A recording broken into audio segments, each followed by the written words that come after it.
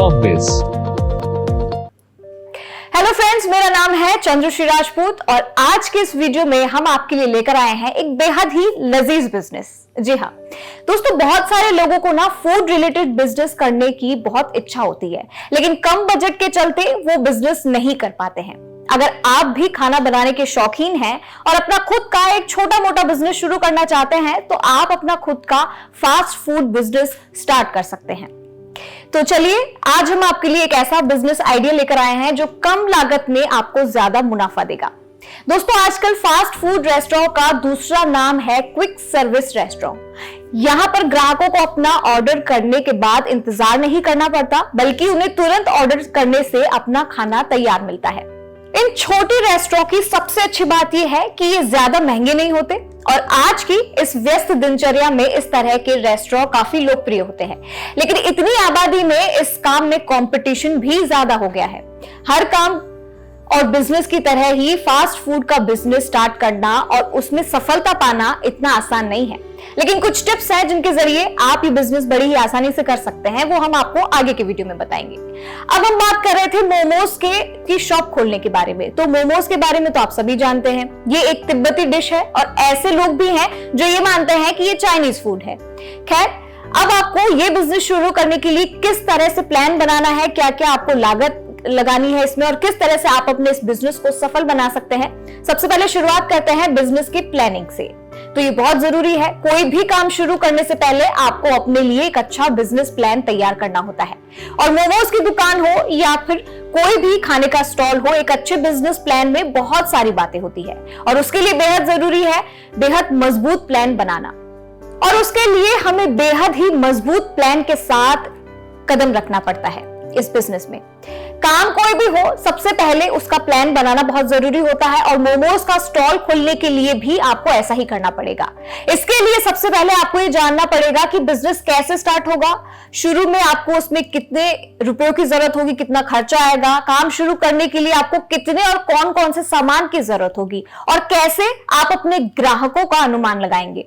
इसके अलावा इसमें कई चीजें और भी शामिल है, जैसे कि आप अपना रेस्टोरेंट कहां पर खोलेंगे या फिर अगर मोमोज का स्टॉल लगाएंगे तो कहां पर उसकी लोकेशन होगी। ये सबसे जरूरी और अहम बात है। इसमें कस्टमर को अच्छी सर्विस कैसे देंगे और शुरू में आप कितना इन्वेस्ट कर सकते हैं। तो पूरा आपको बिजनेस प्लान बनाना पड़ेगा, जिसके बाद ही आप ये बिजनेस चला सकते हैं। दूसरी सबसे जरूरी चीज आती है लोकेशन की। इसके बिना तो आप किसी चीज को शुरू ही नहीं कर सकते हैं।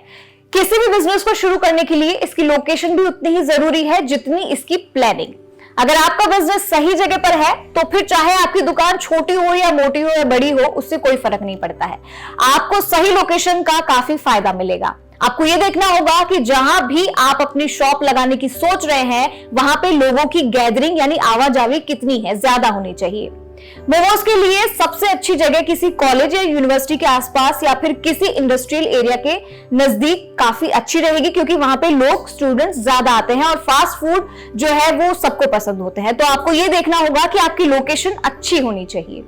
तीसरा पॉइंट आता है कितना इन्वेस्टमेंट आपको इसमें करना पड़ेगा, कितने इन्वेस्टमेंट की जरूरत होगी। तो एक छोटा सा नॉर्मल फास्ट फूड रेस्टोरेंट या कोई मोमोज की शॉप खोलने के लिए आपको शुरू में ज्यादा पैसा लगाने की जरूरत नहीं है। ये लगभग 50,000 या 1 लाख के बीच से शुरू कर सकते हैं आप इस बिजनेस को, जो इसे काफी सफल भी बनाएगा। लेकिन फिर भी पैसों के मामले में प्लानिंग करना जरूरी है।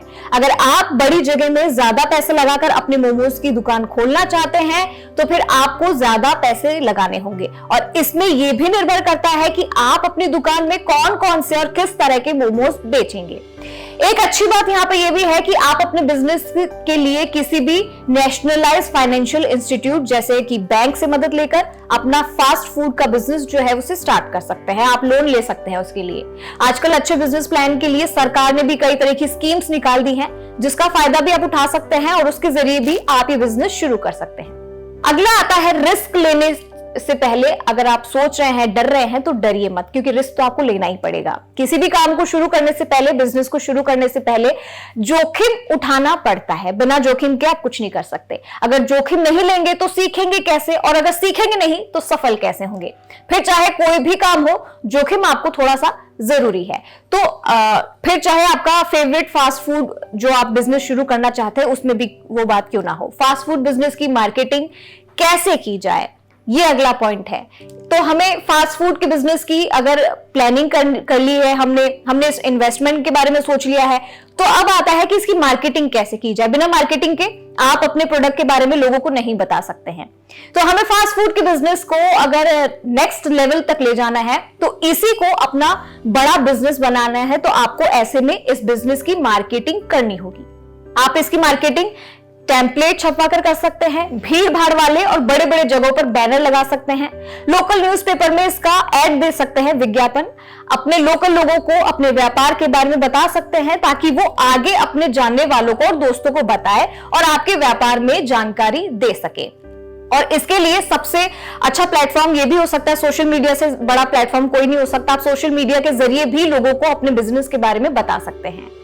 अब फास्ट फूड के बिजनेस को शुरू करने के लिए कौन कौन सा रजिस्ट्रेशन करवाना होता है, ये भी आपको जानना बेहद जरूरी है। तो फास्ट फूड का बिजनेस खाद्य बिजनेस के अंतर्गत आता है, यानी कि फूड सेफ्टी के अंतर्गत। तो हमें सबसे पहले अपने बिजनेस को रजिस्टर करवाना होगा। फूड सेफ्टी डिपार्टमेंट में इस तरह के व्यापार को चलाने की अनुमति देता है और हमारे हर प्रोडक्ट और उसके निर्माण में लगने वाला रॉ मटेरियल की जांच भी की जाती है। अपने इस व्यापार को शुरू करने के लिए आपको फसाई के अंदर रजिस्ट्रेशन करवाना होगा। इतना करने के बाद आपको अपने शहर या फिर छोटे शहर के संबंधित विभाग में जाकर अपने बिजनेस को रजिस्टर करवाना होगा। ये जरूरी होता है।